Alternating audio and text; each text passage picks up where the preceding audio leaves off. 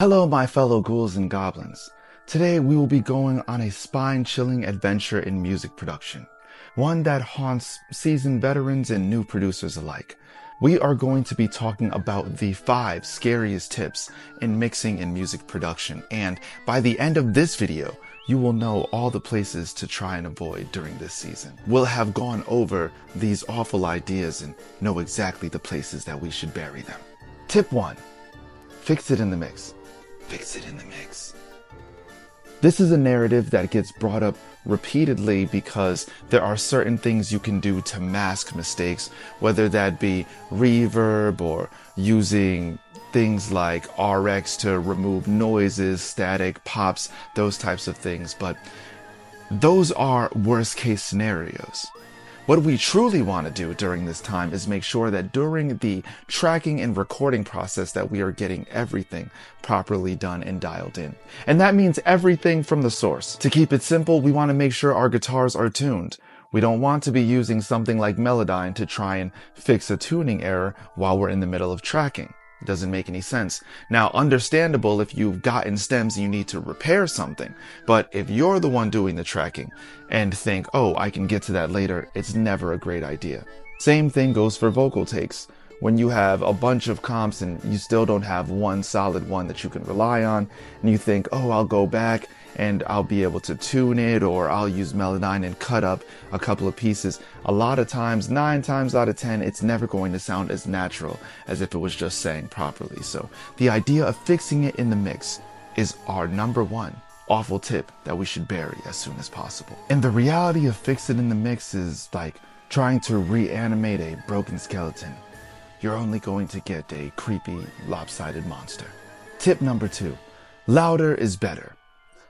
This one has been disproved many times and is one of the scariest of all tips, because when you're listening in comparison back to forth, our ears perceive the things that are louder to be in fact punchier or possibly just overall having a nicer sonic quality. You have to gain match things to determine whether or not it actually sounds better. This untamed monster of an idea has been lurking around through the eras of tape and cassette and the beginnings of recording since the dawn of time. Loudness at the expense of dynamics is sort of like a werewolf with no bite. It's rather pointless and useless, and at this point in day and age, what happens is most streaming services are going to change the volume levels anyways. It's just going to push it down. So we want to actually focus on the real sonic quality and characteristics of what's going on in that mix instead of trying to push it into a point where it's just obnoxiously loud. If there was one sentence I could say that would kind of make it make sense to everyone is, balance is more powerful than raw volume. Remember that and say it with me. Balance is more powerful than raw volume. This saying is a spell in and of itself, so remember the power of what it means when you say it, as it can change your perception of reality when it comes time to put your hands to those faders. Tip number 3, and also one that is kind of haunting. Use as many plugins as need be to get your achieved sound.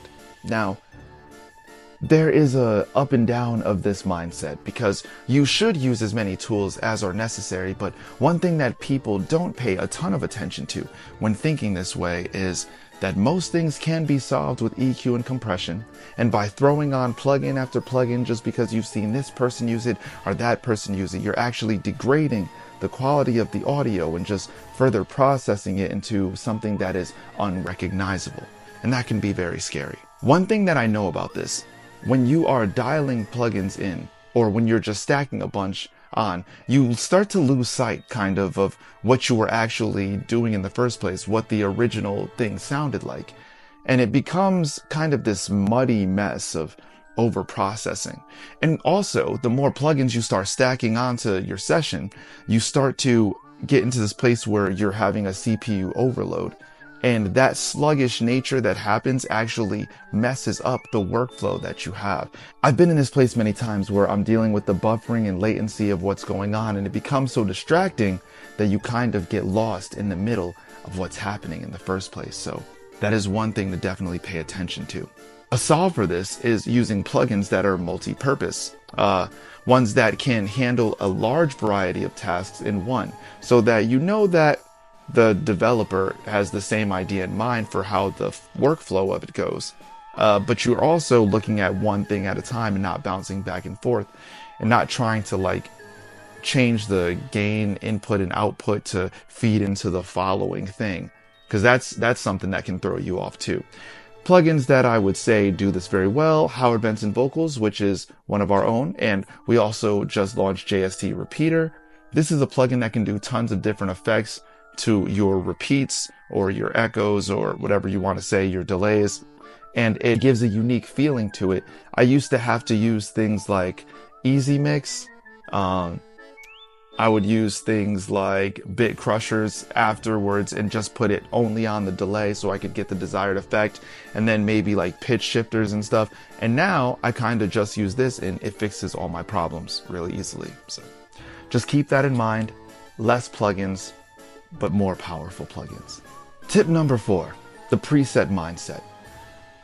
People thinking that you can mix songs entirely from just using presets. Now, this is a rough place to get into, because when you start thinking that you can do everything by just using presets, you start losing the creativity that kind of only happened a long time ago when people were in the studio and were sound engineers and had to try new things out to get new sounds. Now that we have tons of different plugins that are extremely powerful that our computers can handle, just going through a plugin and hitting a preset doesn't really give you that creativity that you had. It's a great starting point, but you don't want to just slap it on and leave it there.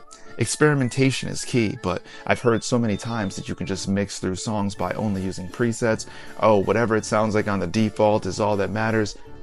That's really just not the way to go, in my opinion, especially for those that are trying to create something new, because you don't want to sound like every other person that's using the same thing.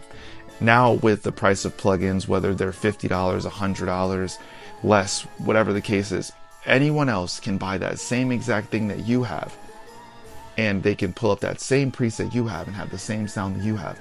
Where's your individuality going to come from that as a mixer or as a producer? And I guess if you're just doing stuff for yourself, it's not that big of a deal, but that's the way that I see it. And I think that that is one of the most worrisome of the tips that I get in here. Just remember, by creating and experimenting, you can rise from that creative grave and start to bring your music to life.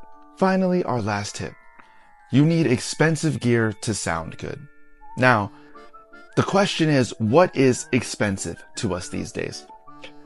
There's an Elam 251 microphone that's, what is it, $10,000, $11,000, $12,000. And when they're out of production or when you can't get one, they go up to $15,000, $20,000 on the used market. That is extremely expensive. I mean, I could buy a car with that, or multiple cars depending. And I use a Telefunken TF51, which has the characteristics of that microphone at a much more budgeted price. $2,000 is still, or it's $1,900.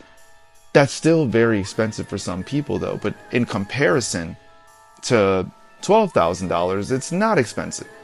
And then you start to think about other options of what people have, which is like a budget microphone, like an SM7B, which is being used with something as simple as like gain reduction, and that can get you sounding like every record that you've ever heard for the cost of, what is that combined, like $500 maybe, or less, something like that. It's all relative to what it is that you're trying to do and what you consider to be expensive, right? Because we have to put things in different price brackets. My entire setup that I have back here, for a long time I didn't have everything patched in, and I was just running my whole studio off of an Audient ID44, and before that an Audient ID22 with an ADAT, and I got those interfaces were like a few $100s, and now I'm using an interface that's over $3,000, but it has a lot of uses because it has internal patching and it can run basically my whole setup off of it. So it really just depends what you think expensive is. People are using the Scarlett series every day. People are using the Universal Audio Volt every day. People are using the Audient Lowen series every day. Having an expensive interface now is not super important. A lot of the Sleep Token guitars were recorded with these Sub-Zero baritone guitars, and they were 7 strings that were like $250. I think you can go pick those up. Expensive gear now is something that people need in expensive studios to justify the cost of why they have people coming in. Because if you bring someone into the studio and you're using a $200 microphone, they're gonna be like, well, I could have did this at home myself. And I think that that is kind of where people get stuck in their mind, thinking that they have to have these expensive tools to get by. Now, don't get me wrong, there is some gear that you just cannot compromise with. I've heard microphones that I'm like, okay, this is the best I've ever sounded in my life. I wish I could afford that, but I just can't, so I have to get by with what I can. The SM57 is the most popular microphone of all time, and regardless of inflation or whatever has happened, it's been $100 or less forever. It has never gone over that. You want to thank and commend those people for doing that for us. And we've been using that since the dawn of time. So it really comes down to, what can you afford? What is your budget? How much are you willing to spend on stuff? Misha from Periphery was using the Focusrite Claret for a very long time, and it sounded awesome. We loved it on all the Periphery albums, and we never sat and thought, oh wait, he's not using a really expensive interface. And another time he was using an Audient ID interface. And these are both interfaces that are under $500.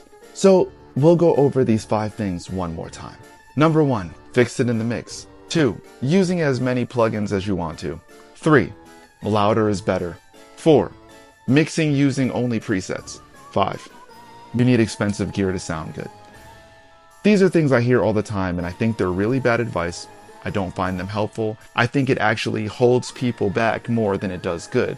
Just wanted to share this with you guys this holiday season. I hope you have a wonderful time. Go out there, happy mixing, and haunting holidays.